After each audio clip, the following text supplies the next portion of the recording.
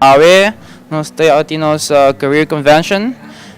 Basically, ito gewoon dia que yung werkgevers também na escola e nós também nós temos a oportunidade para papikunang para informação que nós estamos buscando de estagiário ou gente que também faz research sei não algo muito importante de essa aqui tá que nós está criando conexão e dia mês ela começa muito bom ela nós tem turcos afgezet. Het is event que nós planejamos para bastante tempo acaba.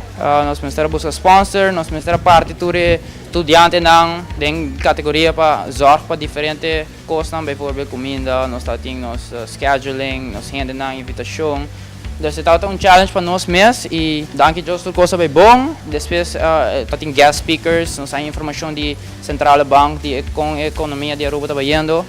Nós temos informação de par de gente de acaba na escola acaba e com nanta bayando de nan trabalho e com a crescer com a knowledge de na escola ajuda nan para chegar na onde nanta awo de momento na aqui tá tudo no estudante nanta bezig tá den speed nós temos speed networking com nós tá intercambiar informação com werkgevers não então depois disso aqui nós vai ter gewoon lunch para não e voor de rest turcos está op schedule e turcos é bem bom. A mim mesmo, minha vai cerca Ritz Carlton e meu vai papi com over kiko tature mogelijkheden ang coating para na research opdracht.